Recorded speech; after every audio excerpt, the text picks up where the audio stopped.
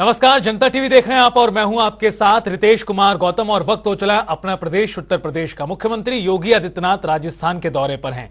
आपको बता दें कि आज मुख्यमंत्री योगी ने कई जगहों पर भारतीय जनता पार्टी के समर्थन में चुनावी सभा को संबोधित किया। इस दौरान उन्होंने कहा कि राजस्थान शौर्य और पराक्रम की भूमि है, राजस्थान को अब उसका गौरव दिलाना है।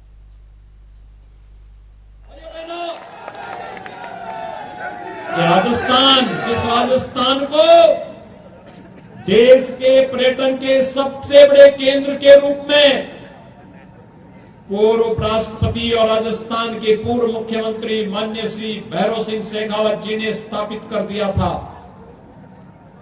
जिस राजस्थान को भारतीय जनता पार्टी ने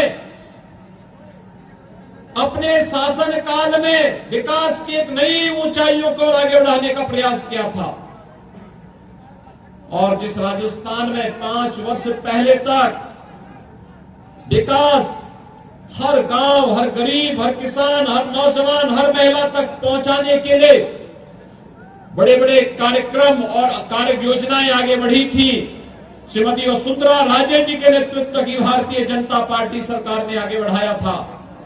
आखिर 5 वर्ष में ऐसा क्या हो गया कि वह राजस्थान आज विकास में, पर्यटन में, रोजगार देने में, अन्नदाता किसानों के खुशहाली में नंबर 1 पर नहीं है।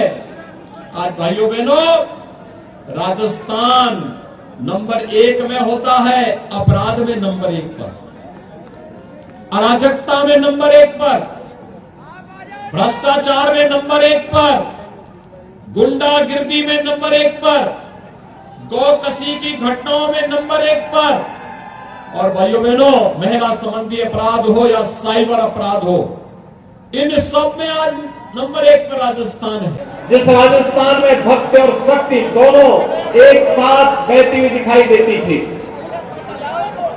जो राजस्थान अपने आन मान और शान के लिए जाना जाता था,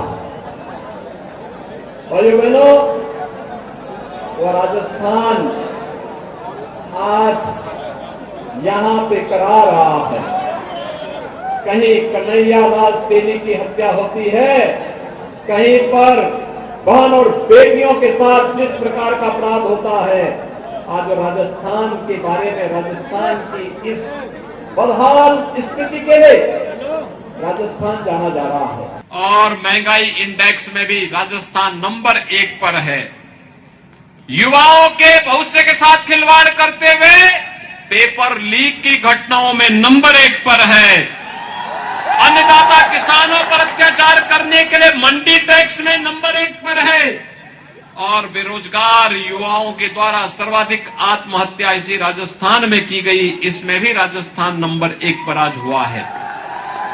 भाइयों बहनों, इससे उभार करके एक बार फिर से राजस्थान को उसका गौरव दिलाने के लिए आज भारतीय जनता पार्टी विधानसभा चुनाव के माध्यम से आपके बीच में आई है।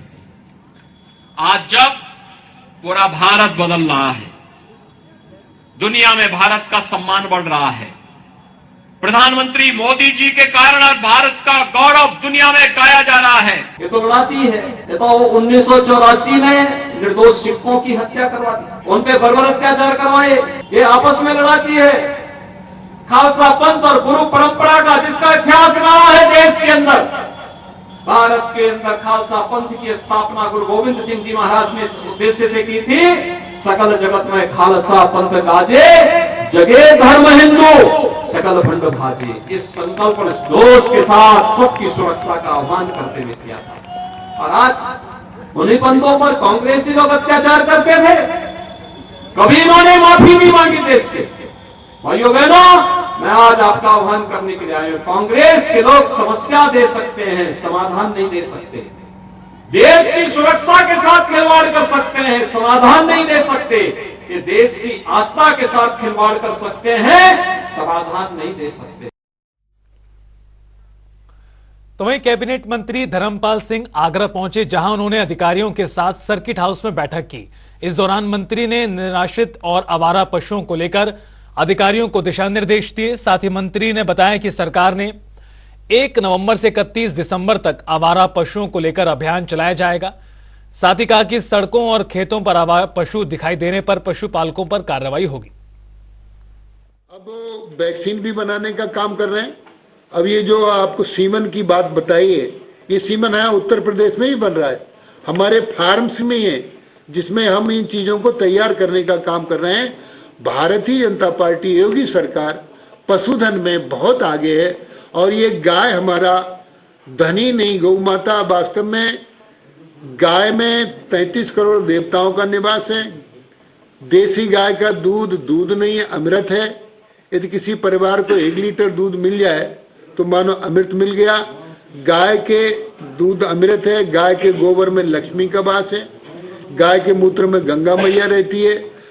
गाय हमारी आर्थिक व्यवस्था की रीढ़ है, इसलिए योगी सरकार की प्राथमिकता है गाय को संरक्षित और सुरक्षित करके किसान को खुशहाल बनाया जाए। तो वहीं किसान नेता राकेश टिकैत बदायूं पहुंचे, जहां वो महापंचायत में शामिल हुए। साथ ही उन्होंने कहा कि सरकार अपने जाल में खुद फंस चुकी है। सरकार को बाजार मूल्य या सर्किल रेट का 4 गुना मुआवजा देना चाहिए था। भूमि अधिग्रहण का इशू है। यहाँ को एक गंगा एक्सप्रेस वे निकल रहा, सर्किल रेट कम और मार्केट रेट ज्यादा और भाव सरकार दे नहीं रही, वो भी एक समस्या है। खाद की भी बड़ी समस्या है, आवारा पशु हैं। सरकार ने घोषणा पत्र में ये कहा कि बिजली फ्री देंगे, फिर कहा कि बिजली 1 साल के लिए फ्री देंगे, फिर कहे मीटर लगवा लो, मीटर में वो बिजली फ्री आवेगी। टेक्नोलॉजी का पता नहीं चला, सरकार झूठ बोल रही, मीटर उल्टे सुलटे हैं या घोषणा पत्र गलत है। ये सारे सवाल हमारे हैं। एमएसपी गारंटी कानून देश में चाहिए। उत्तर प्रदेश की योगी सरकार ने हलाल सर्टिफाइड प्रोडक्ट को पूरी तरह बैन कर दिया है और खाद्य आयुक्त उत्तर प्रदेश अनीता सिंह ने सभी जिलों के लिए सख्त निर्देश जारी किए हैं, जिसके बाद से खाद्य सुरक्षा टीम अलर्ट मोड पर है और जिलों के तमाम हिस्सों में छापेमारी भी की जा रही है। योगी सरकार ने हलाल सर्टिफाइड प्रोडक्ट को पूरी तरह से शनिवार को बंद कर दिया है और इसके बाद जिला प्रशासन जो है वो भी अलर्ट मोड पर है। खाद्य सुरक्षा अधिकारी की टीम लगातार जेबी मॉल में है और उन प्रोडक्टों की तलाश कर रही है जिनको योगी सरकार ने बैन कर दिया है। खाद्य आयुक्त उत्तर प्रदेश ने जैसे ही निर्देश जारी किए उसके बाद से लगातार जिले की खाद्य सुरक्षा टीम है वो तमाम जगहों पर जा रही है, निरीक्षण कर रही है, छापेमारी कर रही है कि अगर ऐसे प्रोडक्ट मिलते हैं तो उनको जब्त किया जाए और निर्देश जारी करने के बाद भी अगर उनको नहीं हटाया जाता है और ऐसे प्रोडक्ट उन मॉल में या तमाम दुकानों में मिलते हैं तो कहीं ना कहीं उन पर कार्रवाई भी की जाएगी। हमारे साथ जो है जिले के खाद्य सुरक्षा अधिकारी, हम उनसे बात करेंगे कि आखिर उन्होंने यहाँ पर निरीक्षण किया और क्या कुछ देखा है। सर, आज जो है जिस तरीके से आप जांच कर रहे हैं क्या कुछ अब तक पाया है? खाद्य सुरक्षा मानक अधिनियम 2006 के तहत जो है प्रदेश में खाद्य पदार्थों की गुणवत्ता और उसका नियमन सुनिश्चित करने के लिए एफएसएसआई और एफएसडीए सर्वोच्च संस्था है और इसके समानांतर कोई व्यवस्था नहीं है। अभी हाल ही में जानकारी मिली है कि कुछ संस्थाएं हलाल सर्टिफिकेट जारी करके उस खाद्य पदार्थों की गुणवत्ता सुनिश्चित करती हैं। इस पे आयुक्त महोदय द्वारा जो है प्रदेश में हलाल सर्टिफाइड खाद्य पदार्थ पर तत्काल प्रभाव से रोक लगाते हुए उसके खिलाफ प्रभावी कार्रवाई करने के लिए निर्देश दिए गए हैं। इसके क्रम में हम लोगों ने यहाँ के प्रमुख बाजारों और जनपद में स्थित प्रमुख मालों का जो है निरीक्षण किया गया है और उन लोगों से ये कहा गया है कि आप अपने मार्ट में या अपने स्टोर पे या अपने दुकानों पे सुनिश्चित कर लें कि कोई भी प्रोडक्ट हलाल युक्त जो है हलाल लोगो लगा हुआ खाद्य पदार्थ आपके मार्ट में ना पाया जाए, अन्यथा आपके खिलाफ विधिक कार्रवाई की जाएगी। अच्छा, जिस तरीके से आपकी टीम जिले के तमाम क्षेत्रों में निरीक्षण कर रही है, क्या कुछ ऐसा प्रोडक्ट अब तक नजर आया किसी भी मार्ट में? नहीं, ऐसा कोई प्रोडक्ट नजर नहीं आया है क्योंकि ये आदेश शनिवार का है और अभी हम लोगों ने स्मार्ट बाजार में भी गए थे तो उनके क्या जो भी प्रोडक्ट था उन्होंने शनिवार को ही उसको जो है अपने सेल पॉइंट से उसको बाहर कर दिया है और उसका उन्होंने अंडरटेकिंग भी हम लोगों को दिया है कि हमारे मॉल में अब इस वक्त कोई जो है हलाल प्रोडक्ट जो है हलाल लिखा हुआ कोई लेबल लिखा हुआ कोई प्रोडक्ट उनके मॉल में नहीं। अच्छा, जिस तरीके से खाद्य सुरक्षा आयुक्त जो है उत्तर प्रदेश लगातार सख्त नजर आ रहे हैं और तमाम जिलों में निर्देशित किया है, एक तरीके से कहा जाए कि एक्टिव मोड पर है खाद्य सुरक्षा विभाग। तो अगर ऐसे जो प्रतिबंधित प्रोडक्ट हैं, अगर वो मिलते हैं तो किस तरीके से कार्रवाई होगी आपकी तरफ से? अगर वो मिलते हैं तो पहली बात तो चूंकि वो लेबल लगाना चूंकि शनिवार से वो अवैध हो गया है, तो उनके खिलाफ जो है मिस ब्रांडिंग के तहत कार्रवाई करते हुए जो है उनके मुकदमा जो है स्वीकृत करके जो है संबंधित न्यायालय में दायर किया जाएगा। तो ये थे हमारे साथ जिला खाद्य सुरक्षा अधिकारी मनोज वर्मा। उन्होंने साफ तौर पर बताया कि जिले की टीम लगातार तमाम क्षेत्रों में भ्रमण कर रही, निरीक्षण कर रही है और तमाम निर्देश भी जारी कर दिए गए हैं कि हलाल सर्टिफाइड प्रोडक्ट पूरी तरह से बैन कर दिया गया है और वह किसी भी मॉल और तमाम दुकानों पर नहीं मिले। अगर मिलता है तो उनके खिलाफ कड़ी कार्रवाई की जाएगी। और अभी फिलहाल जब इतनी निरीक्षण और कार्रवाई के बाद अभी तक इस तरह का कोई प्रोडक्ट जिले के किसी भी मार्ट, मॉल या दुकान पर नहीं मिला है। कानपुर देहात से गौरव शुक्ला, जनता टीवी। तो वहीं रामचरितमानस को राष्ट्रीय ग्रंथ घोषित करने के लिए प्रतापगढ़ की सिविल कोर्ट में वाद दाखिल किया गया है। इसके साथ ही रामचरितमानस, भागवत गीता और रामायण का अपमान करने के साथ ही अभद्र बयान को भी राष्ट्रद्रोह घोषित करने की मांग की गई है, जिसकी सुनवाई 24 नवंबर को होगी। वहीं इस पर all India rural bar association के राष्ट्रीय अध्यक्ष ने क्या कहा, सुनिए। All India rural bar association के राष्ट्रीय अध्यक्ष की हैसियत से मैंने आज डिक्लेरेशन वाद दाखिल किया है कि सनातन संस्कृति से जुड़े धार्मिक महाग्रंथ श्री रामचरितमानस, श्रीमद् भागवत गीता, श्री वाल्मीकि रामायण, इनका सम्मान संरक्षित किया जाए। श्री रामचरितमानस को राष्ट्रीय ग्रंथ घोषित किया जाए। जिस तरह हमारा राष्ट्रीय ध्वज है, हमारे तमाम राष्ट्रीय प्रतीक हैं। भारतीय संस्कृति विश्व सनातन संस्कृति की पोषक है। अयोध्या में आज रात से शुरू हो रही 14 कोसी परिक्रमा में 20 लाख श्रद्धालु परिक्रमा करेंगे। आपको बता दें कि परिक्रमा के शुभ मुहूर्त रात 2:09 है। परिक्रमा 21 नवंबर रात्रि 11:38 तक चलेगी। ये 42 किलोमीटर आस्था के पग पर पैदल नंगे पांव होती है। 14 कोसी परिक्रमा की मान्यता है कि जब भगवान श्री राम लंका जीतकर अयोध्या आए थे, उसी समय देशवासी भगवान राम की परिक्रमा कर रहे थे। ये आगामी 14 कोसी परिक्रमा, पंचकोसी परिक्रमा एवं कार्तिक पूर्णिमा स्नान के लिए जनपदीय पुलिस के अलावा रेंज, जोन व मुख्यालय से जो अतिरिक्त पुलिस बल प्राप्त हुआ है, उन सबको लेकर के संपूर्ण क्षेत्र को 5 जोन्स और 12 सेक्टर्स में डिवाइड किया गया है। इसके अलावा यातायात के लिए अलग जोन और अलग सेक्टर्स बनाए गए हैं।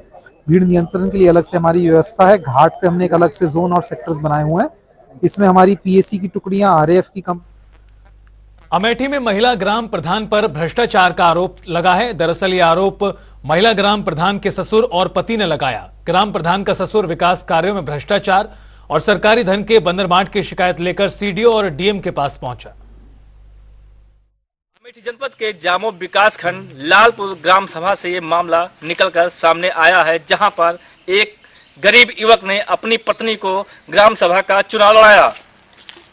चुनाव तो लड़ाया, मैं उसकी पत्नी ग्राम प्रधान बन भी गई, लेकिन प्रधान बनते ही पद और पैसे की लालच में महिला ग्राम प्रधान पति और अपने परिवार को छोड़कर फरार हो गई। जब इसकी खबर उनके परिजनों को लगी तो आनंद फानन में परिजन थाने पहुंचे और गुमशुदगी दर्ज कराकर जांच पड़ताल में जुट गए। लेकिन अमेठी पुलिस बड़ी मशक्कत के बाद उन महिला प्रधान को, उनके पति को दोबारा सुपुर्द कर दिया। सुपुर्द करते ही कुछ दिनों बाद महिला ग्राम प्रधान अपने मैके चली गई, जहां से वो गांव का विकास कार्य देखने लगी।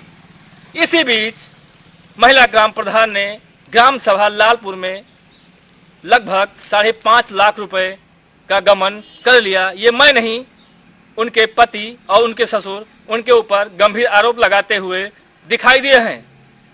आपको बता दें कि उनके ससुर और उनके पति ने जामो विकास खंड में लिखित शिकायत देते हुए कहा है कि नाली, तालाब, शौचालय जैसे विकास कार्यों में पैसे निकाल लिए गए हैं, भ्रष्टाचार कर लिया गया है, जबकि कोई कार्य मौके पर नहीं हुआ है। फिलहाल इस पूरे मामले पर जब खंड विकास अधिकारी जामो से बात की गई तो उन्होंने बताया कि मामला संज्ञान में आया है, इस पर जांच कर वैधानिक कार्रवाई करूंगा। फिलहाल अब देखने वाली बात होगी इस पर अमेठी प्रशासन, बीडीओ जामू किस प्रकार की कार्रवाई करते हुए नजर आएंगे। ये तो आने वाला वक्त ही बताएगा। विनोद कुमार दुबे, जनता टीवी, अमेठी। और चलिए अब रुख करते हैं 2 मिनट बस बड़ी खबरों का। अलीगढ़ में मां की ममता शर्मसार, अपनी 5 साल की बेटी की जान की बनी दुश्मन बच्ची ने लगाई मदद की गुहार।